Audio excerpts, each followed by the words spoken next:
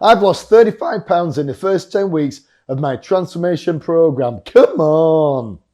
But I have also put 5 pounds back on in just the last 4 days. I'm going to share with you my successful strategy for losing all that weight, why my weight loss has completely reversed in just 1 week, and what I'm going to do to lose the next lot of 35 pounds. My name is David Thomas, and this is Transformation Thomas. I'm not going to lie, losing a lot of weight is incredible, life-changing in fact, and in this video, I'm going to go deep, covering all the things I have learned that have got me here. I'm also going to share the shocking week I have just gone through that has sent my diet into free fall. Again, for the second time since I started 10 weeks ago. And I'm doing all of this because you are probably going through your own weight loss roller coaster. It can be exhilarating, exciting and fun, but it can also be lonely, difficult and pretty mentally challenging. I hope that by sharing my journey, you'll feel a little less alone and see that everyone goes through the same amazing highs and very difficult lows. But because I'm a 14-year-old boy trapped in the body of a 57-year-old man and can't take anything seriously ever, I'm going to explain it through the acronym DICS. D stands for decide. The leap from 0 to 1 is the biggest jump I have made on this entire transformation program. And what made me start is the most common question I get asked. People making an assumption that the trigger was an unkind word or a big upcoming event like a wedding, or maybe even just a photo posted on social media. But it was none of those. The pain of being fat simply expanded inside my head until one day I said, fuck it. I've had enough. In 2011, the first time I lost 70 pounds, I wrote a blog that ended up being 70,000 words long. This is my first blog entry written at midnight on the 1st of February 2011. Here I am again coming back to my blog. I've not lost any weight, and more than that, I now have two numbers haunting me, 19.6 and 40. 19.6 is my weight in stones and pounds. That is 272 pounds or 123.4 kilos. And 40 is my BMI, body mass index. I am having some surgery soon. It's nothing exciting, but I will need a general anaesthetic. So imagine my horror when the nurse weighs me and then proceeds to tell me that 40 is the limit for a patient's BMI, over which they may have to consider not doing the surgery. She then told me that the weight around my waist under anaesthetic could affect my ability to breathe. The thought that my lack of any self-discipline has brought me to the point where it could affect my health, maybe seriously, is choking. Why do I not really start to panic that I could die young, leave my kids without a father, and not benefit from a lifetime of trying to achieve something significant in my professional life? I don't know. All I can say is that I do feel different this time. The self-disgust that affects everyone who is badly overweight is even more prevalent in me this time. It haunts me, follows me around, and fills me with a feeling of utter despair. But what I do know is that I'm sat here writing this with an ever-deepening sense of desperation. I'm not a believer in religion, faith, the power of prayer, or little pixies at the bottom of the garden. So I know this is down to me. But somehow I have to believe that this time will be different. I don't know how that can happen with my track record, but it has to, it simply must. Let's just see how it goes, shall we? You can sense the desperation. And that's what I needed, to get desperately sad, upset, angry and ashamed. And that worked in 2011, and it also worked 10 weeks ago. In fact, having looked this good in 2019, you can also put embarrassed at the top of the list. Turning up to see business clients who've seen me almost 100 pounds lighter just a few years before was more embarrassing than a teenager finding his mum his own OnlyFans. I needed to hit absolute rock bottom to make that decision, and once I did, I was ready to shift into a different gear. But that may not be the best way for everyone. A good friend of mine, Mark Woods, was a very successful Paralympic athlete in the pool as a swimmer, just to be clear. His training was absolutely exhausting, as you can imagine. He used to talk about getting up at 5 o'clock on a Friday morning and be shaking uncontrollably. Now, you might think, as I did, that going for a Paralympic gold would be the motivation to get him in the pool. But he said that going to the Olympics might be like 3 years or more in the future, not necessarily the motivation he was looking for to get him in the pool on that particular morning. So what he did was write down as many reasons as he could come up with to keep himself motivated. If he was feeling a bit flat, he would go through them all. Some mornings, it was reason number one, going to the Paralympics. Other days, he would need to go deeper in the list to find the one that would change his state and get him going. We all need our reasons, and our list is unique to us. I in DIX stands for invest. The only way I was going to get away with making zero investment in my transformation program over the last 10 weeks was if I just ate less food. No exercise, no counting calories, no looking on the back of the packets, just eat less and hope for the best, which basically is going down the fat jab route. But that was never on the table for me, so I had to invest, and that came in the form of money and time. First up, money, food. I'm eating less food overall, but the shit food tends to be at the cheaper end of the supermarket aisle. So I've had a small increase in food budget because I'm now eating things like king prawns and soft shell crab. Yeah, get me. Equipment. Just before lockdown, I bought a load of gear at our previous house to train. 200 kilos of weights, bars, TRX straps, bands, handles, kettlebells, and a trap frame. And we brought them all here to our new home to put in the garage once I painted it last year. Cost to transform the garage were paint, flooring, lighting, boxes, racking, and mirrors. New equipment I bought was more bars, a high quality bench, TRX straps, some new ones, and a cross trainer. So I haven't actually spent any money specifically for this weight loss program, but I thought I would just give you an idea of what we have spent to turn this good double garage into a gym. Personal trainer, don't need one, as I'm pretty motivated to train alone and my knowledge is very deep. Services, chiropractor, physio and deep tissue massages to help with the two big injuries I've had, about 400 quid, give or take. So all in, costs for me have not been that high, but I appreciate you might need to splash the cash. Budget memberships at a gym usually run to about 300 quid a year, or you might decide to buy some gear so you can train at home, which is pretty amazing. In which case you're looking for an investment of about 500 quid to get a basic but good quality setup. Second investment is time, and this has been a whole different kettle of fish. My weight training has become more consistent, more intense, and it's taking longer. Maybe an extra, I'd say about 15 minutes a session. I've done 44 sessions in 10 weeks, so that equates to an extra 11 hours. CV. I've always done 30 minutes per session, but now I'm doing 60. That's an extra 30 hours of CV in 10 weeks. Writing down everything I eat in a spreadsheet takes 5-10 minutes a night, 10 hours over 10 weeks. And there are some more small but significant time stealers. Finding gyms when I'm on the road working, food prep, doing yoga, seeing specialists about my injuries. A guesstimate would be around 70 hours extra in the last 70 days, an hour a day, and I have no spare time. I run a business as a professional speaker traveling all over the UK and around the world. Karen and I have 5 kids and 5 grandkids between us. C in DIX is for calories. Calories I eat and calories I burn.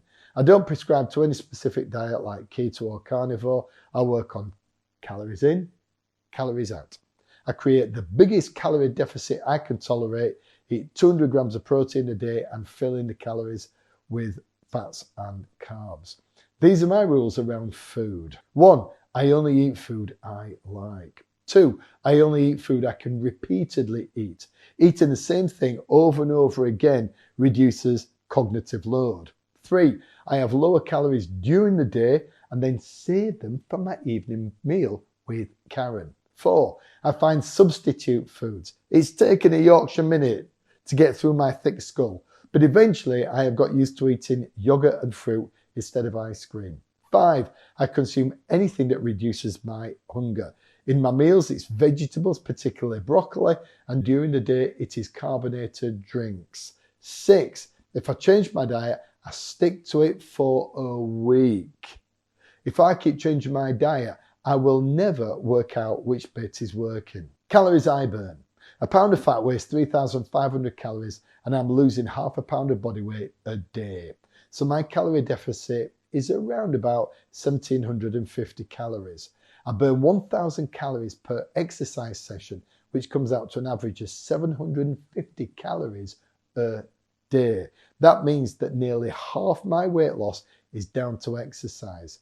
I would have lost a good chunk of sausage just by cutting down my food. But putting exercise into the mix has really turbocharged, pretty much doubled my progress. K in Dick stands for kill it. Kill it. What I mean by kill it is this. I had to really go for it, particularly at the beginning. I think of it like going on a plane. The plane reverses slowly out of the gate and taxis around as it makes its way to the runway. That's us before we start a diet. We read about different diets, look up some different apps, decide what we're going to eat, and then go do a supermarket shop. Then the plane comes to a stop, points its nose down the runway and pauses. After a second or two, it bangs down the power just to get it moving and eventually wheels in the air. My approach with everything has always been to bang down the power from day one to create momentum, whatever it is that I am doing. 10 weeks ago, I went at the diet harder than a divorce lawyer on billable hours, which generally works for me. When I decide to, I can put my mind to almost anything. But I also struggle at the other extreme. I can fall apart quicker than a cheap deck chair at a sumo convention. You are going to find out just how quickly I can fall apart later in this video and why I've got this husky voice. But in the same way that planes pull back on full power once they've reached altitude, we can potentially do the same and not have to go at it as hard as the start. S in Dix stands for sacrifice. Being serious about starting my transformation program was the same as when I started my business. It required sacrifice and a lot of it. 25 years ago, I borrowed some money to get going. Income was down, so we cut back on expenditure at home. We only had one family holiday in 6 years, and the kids obviously just got a lot less stuff. I was working crazy hours, which meant sacrificing time with my partner, kids, family, and friends. It's exactly the same with losing weight. Family. Apart from my evening meal, I eat different food to Karen and the kids and grandkids when they come round. I lose out on that experience, that shared experience of all of us breaking the same bread together. Karen and I have more or less stopped going out for food. I only want to eat the basic foods, and the exorbitant cost hardly seems worth it when we can cook pretty much the same food at home for a fraction of the price. On the rare occasions we do eat out, Karen is more self-conscious because it is more noticeable, the difference in what we're eating, which upsets me because I just want her to enjoy herself and obviously eat what she wants. Now, I do appreciate very much that I could just have the meal and come off diet for one night, and that will happen soon enough. But at the moment, if I'm on it, I'm on it. Wider circle of friends is also a massive minefield. Family members notice when we pass on that second helping of our favourite meal that mum cooked specially for us. Workmates notice when we swerve past the birthday cakes people bring in, when previously we would just hoover them up like a student at an all-you-can-eat buffet. This change is hard for those around us because we are out of sync with them. Most people are initially supportive, right? When they see we've lost a few pounds and our clothes are no longer as tight on us as a second coat of paint. But as we continue to lose weight, those supporters can turn real quick. They start dropping comments like, "Mate, it's time to stop dieting. Your face is going really gone." Or something sarcastic like, "Don't bother offering cakes to Dave. He's on a diet."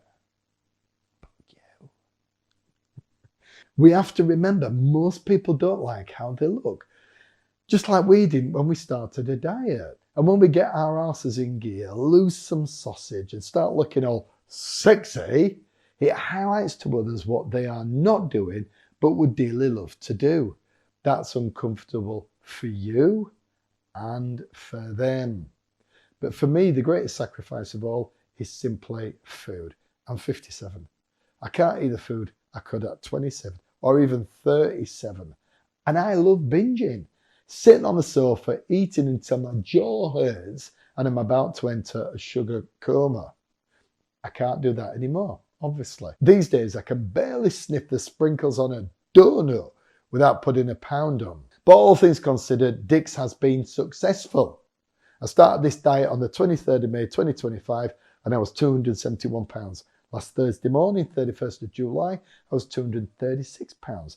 That equates to 35 pounds lost in 10 weeks, which would normally give me huge cause for celebration.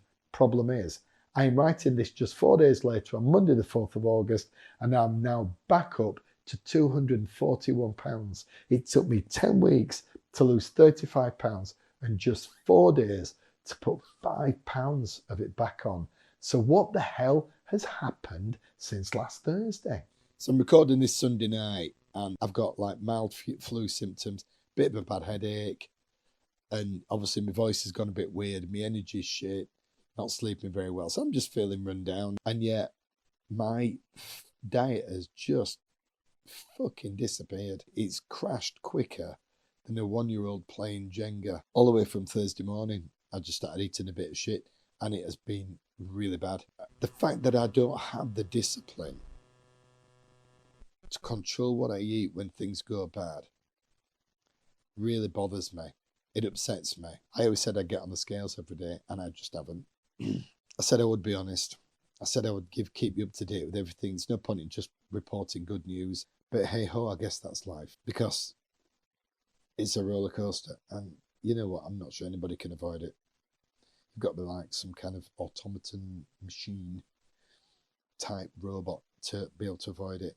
I always think I'm good and motivate myself. And I guess when it comes down to it, I'm no better than anybody else. So I fell ill, not badly, started eating lots of shit for 4 days, woke up this morning, Monday, with a pretty deep desire to stop eating shit, which I have done. I'm not in great shape, as you can tell from my voice, but I've already done a full weights workout, 60 minutes CV this morning. So I'm back on track. The journey so far was about finding out if I still have what it took to lose a lot of weight. And the answer is yes, I do. But I believed in my own bullshit that I would be able to drive it through by sheer force of personality alone. That hasn't happened. And this week has exposed my fallibilities for you to see. But knowing that I have still succeeded overall, despite occasionally falling off the wagon, is still really fucking cool. I'll see you again soon.